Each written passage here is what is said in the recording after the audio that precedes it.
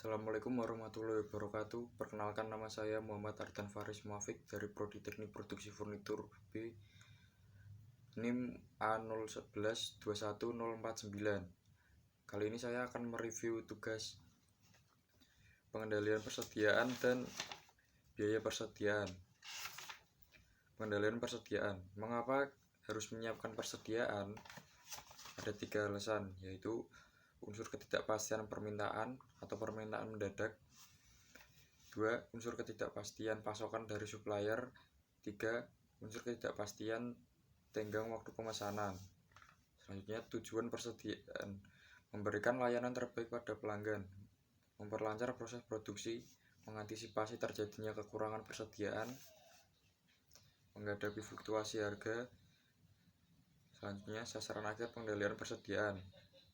Gunanya untuk menyeimbangkan tujuan persediaan dengan biaya yang dikeluarkan atau meminimalkan biaya dalam perubahan persediaan.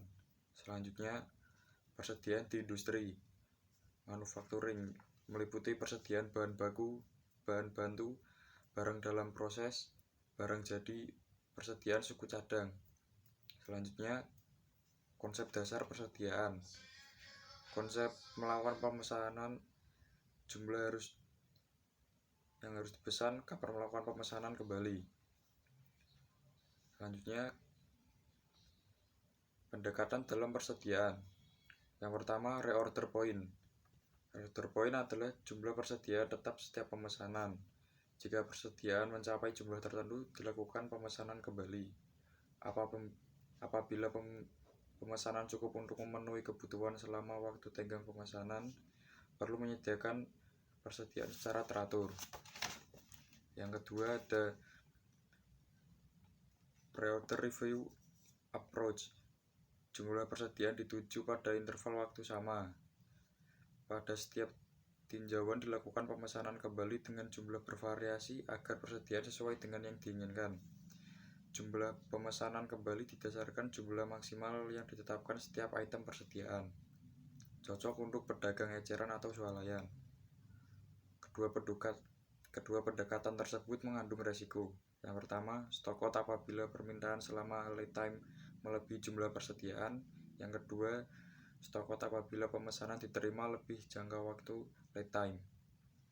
Dan yang terakhir, ketiga, material requirement planning approach berupa software. Tidak akan mengalami kekurangan atau kelebihan karena software dapat memesan barangnya sendiri. Selanjutnya ada biaya persediaan.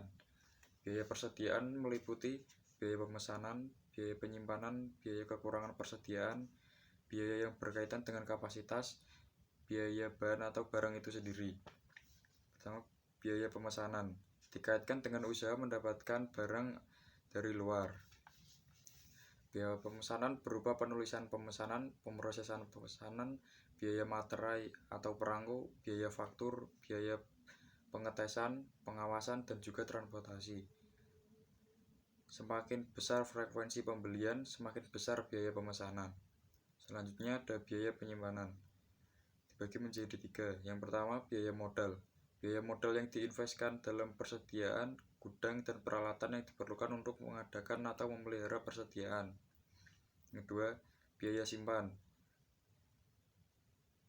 yang meliputi biaya sewa gedung, peralatan, dan perbaikan bangunan, listrik, gaji personel keamanan, pajak, asuransi peralatan, perbaikan, dan peralatan. Yang terakhir, ketiga, biaya resiko, biaya yang meliputi biaya keuangan, asuransi, persediaan, biaya susut secara fisik, dan resiko kehilangan. Komponen biaya menyimpan secara relatif sangat kecil, tetapi secara total biaya penyimpanan ini cukup besar. Beberapa studi menunjukkan bahwa biaya penyimpanan berkisar 35% dari nilai persediaan. Sebagian besar biaya penyimpanan merupakan biaya modal atau opportunity cost. Sifat biaya penyimpanan adalah semakin besar frekuensi pembelian bahan, semakin kecil biaya penyimpanan. Selanjutnya ada biaya kekurangan persediaan. terjadi apabila persediaan tidak tersedia di gudang ketika dibutuhkan untuk produksi atau ketika customer memintanya. Meliputi 1. Biaya penjualan atau permintaan yang hilang, sulit dihitung. 2. Biaya yang dikaitkan dengan proses pemesanan kembali, yang meliputi biaya ekspedisi khusus, biaya penanganan khusus, biaya penjadwalan kembali produksi, biaya penundaan, dan biaya bahan pengganti. Lalu ada biaya yang dikaitkan dengan kapasitas.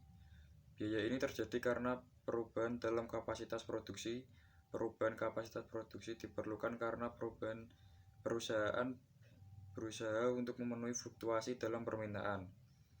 Perubahan kapasitas produksi menghendaki adanya perubahan dalam persediaan. Biaya yang dikaitkan dengan kapasitas dapat berupa biaya lembur untuk meningkatkan kapasitas, latihan tenaga kerja baru, dan biaya perputaran tenaga kerja. Dan yang terakhir ada biaya bahan atau barang itu sendiri. Biaya bahan atau barang adalah harga yang harus dibayar atas item yang dibeli. Biaya ini dipengaruhi oleh besarnya diskon yang diberikan oleh supplier. Oleh karena itu, biaya bahan atau barang akan bermanfaat dalam menentukan apakah perusahaan sebaiknya menggunakan biaya diskon atau tidak. Sekian review dari saya. Wassalamualaikum warahmatullahi wabarakatuh.